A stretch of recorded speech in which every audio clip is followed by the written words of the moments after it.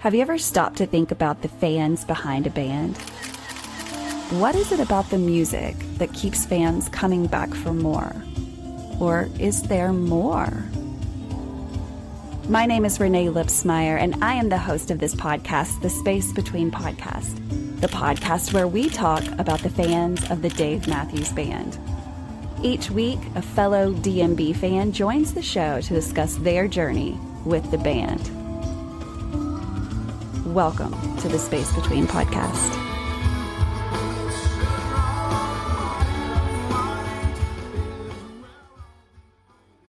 Hey guys, welcome to another episode of the Space Between Podcast, the podcast where we talk about the fans of one band. That band is Dave Matthews Band. And if you have never heard of them, I don't even know how you got to this podcast if you've never heard of Dave Matthews Band. They are celebrating this year 35 years of making music, and we as fans could not be more excited to be celebrating 35 years, to be celebrating the past. And that is what this podcast is about, is celebrating the fan point of view behind Dave Matthews Band. Each episode is a different fan of DMB that comes on the show and tells us their journey. How did they find the music? Why are they still listening to them? And, all the stories that accompany with that. So whether you have found the band 5 minutes ago or 35 years ago, everyone has a different journey. And so every episode is completely different. Now, if you're listening to this, we are in the middle of DMTB week. We've heard so many stories in the days before this. And if this is your first episode to listen to, you've got a couple of episodes that are already out that you need to catch up. Each day, we have a member of the DMTB team on the show to talk about not only their fanhood behind DMB, but what in the world elevated them to take their fanhood into a tribute band. And so today we have another part of DMTB on the show. I'm going to let him introduce himself. Tell us who you are, where in the world are you, and tell us something cool about you. Well, my name is Johnny Adams. Been a fan of Dave since essentially day one, I would guess. Radio broadcasts and the college circuit. Got a chance to work with these guys a few years back via our engineer, Brandon. We happened to be working together at a different bar that I worked at. He was doing sound there, and I used to help him out. And one day we started just chit-chatting, and he mentioned Dave Matthews. I was like, oh, really? You like Dave, huh? And ever since then, I've been working for him for 5 years now. He introduced me to these guys about 3 years ago. And, they're a great bunch of guys. They're very easy to hit it off with. And just started doing little bits here and there with them. And, next thing I know, I've been stuck going around the country with them here and there. So yes, but how much fun, ride. Right? Yeah. It's fun, being behind the scenes. I've always been a big music fan. I've got a wide span of music. You can catch me any day going from Dave Matthews to Norwegian black metal and everything in between. Yeah. So I do a lot of shows. I do a lot of concert photography on the side. So I pretty much am show hopping most of the year. A man of many talents. Well, you got to have a little bit of everything, right? You do. You got to have that. I got the opportunity to work with these guys and, started working with David with his kit and just lugging that monstrosity in and out. In case you haven't noticed, there's a lot of drums there. There's a lot of drums. It takes a little while to set up. It takes about 45 minutes to set that sucker up. It takes about 20 minutes to rip it down. I like ripping it down. Yeah, it's faster. It's a lot faster going out. Downside, actually, I had posted on a comment earlier today. Somebody was like, oh, I'd love to get in. I'm like, well, it's all fun and games until it's like a third floor load in and there's no elevator. And, all those drums have to go up and down by hand. You can't roll the boat up. You got to carry it forward. So there's a lot to it. Yeah. I'm excited to talk to you about your journey. So let's take a step back in time and go. You said you've been listening from the beginning. So let's talk about the 90s. You heard Dave Matthews Band on the radio, like a lot of other people. Is that truly how you discovered them? Was just they were on the radio and you were like, who in the world is this? Yeah. Through friends that were in college, they were like, oh, you heard this guy? Check this out. And, we would trade cassettes. Yeah. Cassettes back then. Yes. It was right around the advent of the CD, I guess, but it was a lot of cassettes still in play there. We copied it off the radio. I remember those days. And then just through the years, I've listened to him and watched him grow, watched the band mature. Definitely still more of a fan of the '90s, which is definitely why I'm glad to be a part of these guys because they play it true to ear and they do them right. So, but don't get me wrong, I do like the later Dave, but the earlier stuff is by far my favorite. I'm jealous of everyone that got to be part of DMB in the 90s. I was 11 and you were young too. Old enough, I just wasn't fortunate enough to be able to start doing the concert circuit with them. Oh, I didn't start really following them around until actually the 2000s. I would say which was a great between, decade. let's call it like 2001 until 2008, I probably caught him 50 or 60 times. Holy crap. You got a few in those. Yeah. Well, I was fortunate enough to work for a company that actually had naming rights on a couple of the venues around here, so Awesome. tickets were easy for me to Hey, get. it always So I helps would when do you a know 3-day somebody. weekend here, a 3-day weekend there every year. Caught him down in Tampa. I've caught him in Colorado, here and there in the Yonda. So it's always worth the time. I always tell everybody, if you get a chance to go, go. Even if it's not your gig, you're still gonna have a great time. It's just the music makes you have a good time. There's no way I you can't. agree. I agree. What has been your favorite venue to visit in your travels? Or can you even Oh, name overall, that? Red Rock. Red Red Rock. Okay. Rocks by far my favorite. Yeah.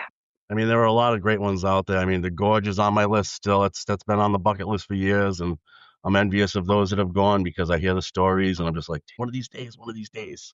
There's not a bad venue for DMB to play at, right? Because Yeah, it's all about the no. music. It's not about the venue. The venue is great if it's great, right? But if it's crappy, the music is still really good. So, well, tell us, how did this all transfer? You've said that you were friends with Brandon, and then like how did that evolve into you actually being a part of the DMTB team? Well, like I said, I mean, I met Brandon years ago. I used to work at a bar doing door work and pretty much everything in the building work, and he was doing some production for a couple of local bands, just very low key local bands. And I just got to know him through that. And then we happened to, in passing, chit chatting. He mentioned he likes Dave. I'm like, oh really? So we really got kind of talking about that, and I ended up coming to work for him as a part time basis doing sound events with him, the production company. I met DMTB through him because he was actually doing their production work for them, and got to know the guys, and just through the years of being on stage with them and chit chatting and getting to know them all, they they kind of asked me to, hey, Johnny can come with you, bring Johnny with you, because he's a great helping hand. I actually went out earlier in the year, back in March, on the Colorado and Texas tour. I spent 2 weeks with him on the road and really got to know him. Yeah. 2 weeks in a van with 5 guys, you get to know each other pretty dang well. Yes, I'm sure. Not a bad egg in the bunch. They're all great guys. And Hmm. just from there, it's every opportunity I have to work with them, I make sure I'm available. So I do Yeah. have a normal job, but this is a nice escape for me because it's part of the music scene, which I like being in, working with guys that I really enjoy and respect, and playing music that I've loved a good portion of my life now. Actually, Yeah. 35 years, so that's a heavy portion of my life. It's most of our Almost lives, half. which is wild. It's wild to think about that. Yeah. It's hard to even remember a time where DMB wasn't in our lives at this point, right? Because they've just been around for everything. For before, the 90s was before we were, any of us were really doing anything at our age, and we were just young, and they've just held Hmm. on, thank God, for all these years and have brought us through all the things we've been through until now. And so, I always say, and a lot of people say this as well, that DMB is the soundtrack of our life. It's always been there. Oh, And I 100%. find that so true. Percent. It's suitable for every aspect. I mean, if you're feeling down, it'll bring you up. If you want to party, it'll get you partying. It just every aspect you can think of in life, you can use Dave to either fix it or enhance it. That's right. That's right. A He wonder drug. is. Yeah, it is. I mean, music is such a tool, and it really does work with our body. I mean, we've talked about that many times on this show, like how it can change, chemically in your brain and make you feel feelings that maybe you haven't felt in a while, or help you get out of some feelings that you found Yeah, yourself in. it embeds in memories, or memories embed so well with music. At least for me, they do. I can Mhm. hear a song I haven't heard in years and bring back something I hadn't thought of in eons. Right. And if you're in a good place, it makes it a better place. If you're in a bad place, it brings you to a good place. Right. It's an awesome little tool. It's an awesome little tool. Right. It's a gift that we were given to be able to enjoy music and incorporate it into ourselves in such a way. Yes, I agree 100%. So let's talk about DMTB because that's what week we're in every day. This week we've had a member of the team on just because, I think that there are still a lot of fans out there that may be a little bit skeptical about a tribute band when the band itself is still playing. What would you tell someone, and I've asked every guy this, what would you tell someone that said, I don't understand why there's a tribute band when DMB is still playing? I mean, we all know Ticketmaster, Live Nation these days, they get you over the barrel to go to a show. Yes. And I've seen several, Dave Matthews tributes, covers, and none of them do it like these guys do. I mean, these guys really do.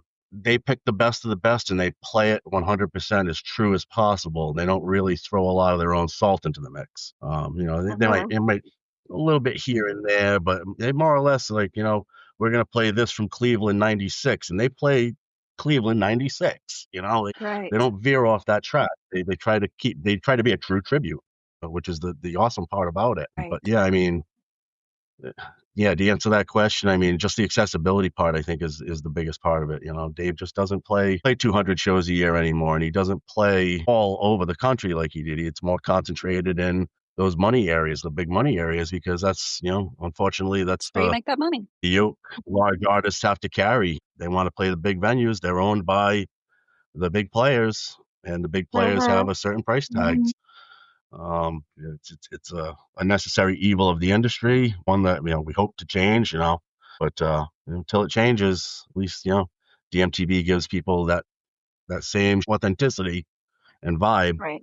for fraction of the cost. Right. I always tell people that really missed the 90s for whatever reason, that never got to sit in an actual building and listen to DMB play because they sound so very different now compared to the 90s. We all sound very different than we did in the 90s, right? Because we've grown up, we've matured. But one thing that we will never get is the original sound of DMB, where we had Yeah. different players in the game and just that beginning sound. I always say that there are 4 decades of DMB, right? We've got our 90s, we've got our 2000s, our 2010s, and now our 2020s. And so each one has been so very completely different, all in good ways. Yeah. None to me better than the other, just different in like studying those decades. And so when we talk about the 90s, what I love about that is I tell people, if you missed out like I did and we never got to be in a room with DMB in the 90s, yes, we have YouTube. Yes, we have recordings. Yes, we have all of that. But if you want to be in a live room and feel that, close your eyes and feel like you're in the 90s, go to a DMTB show because they are going to deliver every single time. I've just 100%. heard so many people say, I can't believe this. Gary sounds very much like Dave did in the 90s. And then all the guys just really are masters of their instrument. And through this week, we found out that not only are they masters of the instrument that they play on stage, but a lot of them play other instruments. And so these guys are hardcore professional musicians who have just done so much for the community of fans that really do miss out on that original sound. Yeah. And one of the things I like to say too, and I actually I proved this a couple weeks back at one of the shows here locally that they played was, I met a gentleman at the crowd and we were just chit chatting. And he's like, "Oh, I've never seen these guys before. How do they sound?" I'm like, and I say this to everybody that's never heard of the DMTB is, you go to a show, you close your eyes, and you tell me you can tell a difference. And at the end of the show, he walked up to you like, dude, 100% spot on. You were correct. Like if I closed my eyes, I would have thought I was at a Dave show. Gary, Yeah. Gary just has that sound. He has that nailed down. Like I don't know how he does it, but he truly projects Dave when he He really sings. does. Nuances and the little idiosyncrasies, the little pops and whoos and ahs, and he has them all. And they all register properly. And it do. goes along with all the instrumentalists as well. If you were blind, you wouldn't know. I don't think you would True. notice. Trtrue. Just No, I don't think sound-wise, so. they are so good. Right. And that's something I always tell people when they're first hearing about them, and they always come back to me and say, "Dude, you were right." You'd be like, I know. That's why I told you that. Well, I told you that. Why lie to you? But yeah, I mean, just the excitement and the happiness that that we see time after time, night after night.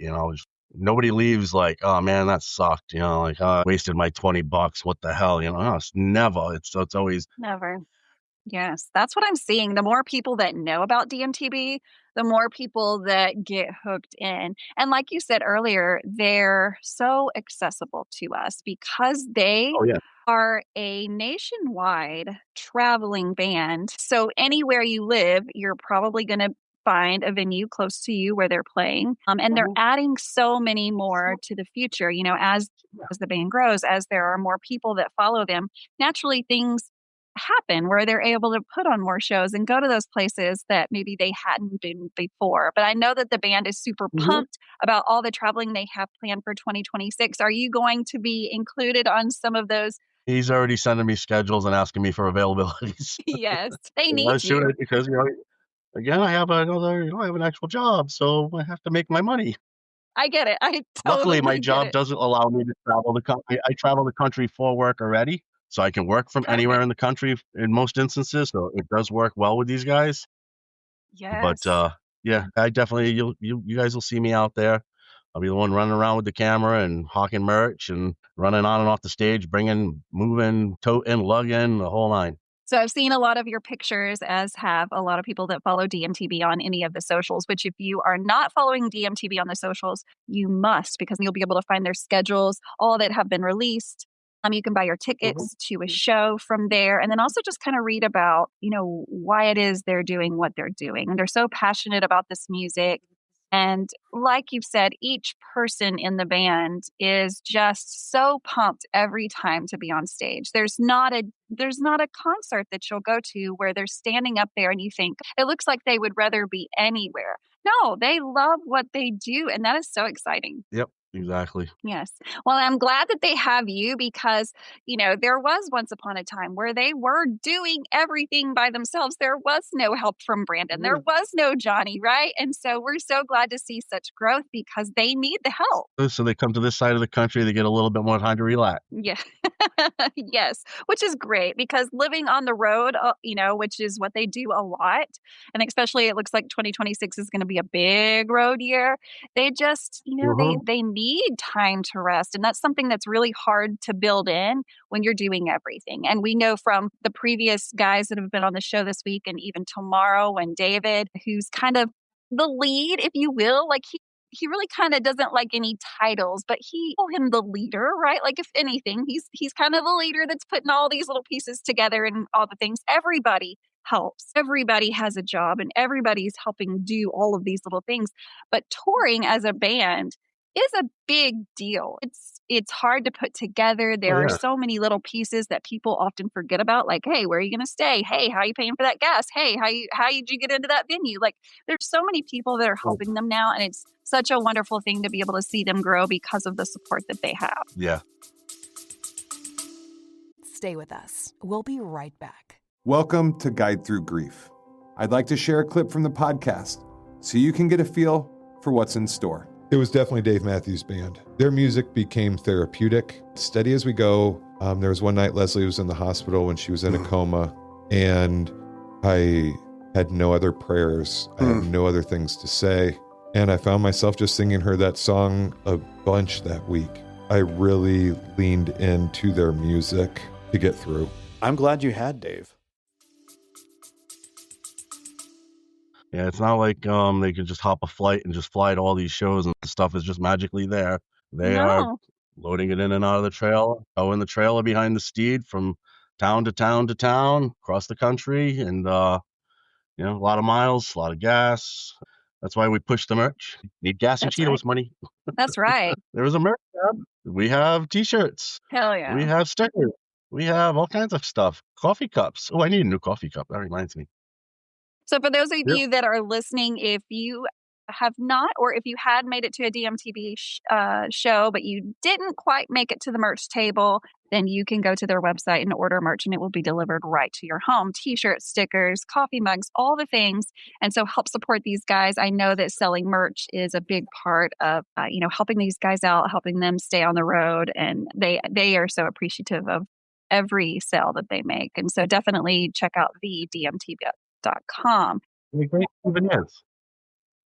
And they're great souvenirs. They are great. So you could buy them for yourself or someone else. Maybe you can introduce them, and you can brag about it. Be like, I introduced my friend to DMTB. Please do that. We want you to spread the word. Share this Like podcast people come with up to me and someone. go, "What's DMTB mean?" I tell them, and then they go and they Yes. listen. And then they know, right? Yes, I wear my Oh, they DMTB shirts know. as often, but I need more. David, are you taking notes of this episode? So far, we need coffee mugs. Johnny, you need a coffee mug, t-shirt. Okay, we need all these things, right? And the cool thing about the t-shirts and the merch is they do a really good job of switching them out. So if you bought the shirt that Johnny has on, I have the purple one just like that. That's not all they have. They change out their merch very often to represent what the name of the tour is. And of course, the tour is always named something based off a Dave song. So it's always fun to kind of figure out, well, where did that come from? I know they just finished like the Gamblers and Robbers tour that was over Christmas and New Year's. And for the longest time, and I hate to admit this because I hate to admit this, but it took me a second to figure that out. I was like, what the fuck is this? And then I was like, But oh now my you God, I feel know. so stupid. It's Christmas song. And Yep. it snuck up and I was Yeah, like, oh my God, am I really a fan? sometimes it's But just that so was much very cool. material. For anybody to be able to remember all of the material without like failing, I'd find that miraculous because just the library of songs, the catalog of songs is just so huge. It is. And then some of the songs are really long. Yes. Yes. And So we don't there's a hear lot of them as lyrics out there. often. We don't hear No, Christmas song no. very often. It's kind of a big deal when they do play it. I mean, do they play it? Yes, but like not as often as some would like. But that was the perfect song to, of Well, I'm course, hoping to base hear that it this tour week. on. Definitely hoping to So hear it this week. DMTB.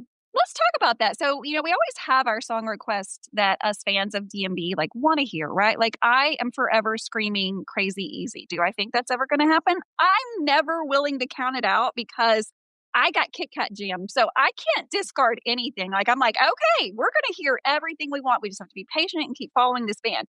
However, it gets a little easier with DMTB because they do take requests. They want to know, what do you want to hear that you don't really get to hear? And they do it for you. So that's something really different for DMTB is they are playing for the people that love this music and they want to play the music that makes us happy. Now, of course, they're going to play the things that they like too, but they're so open to suggestions.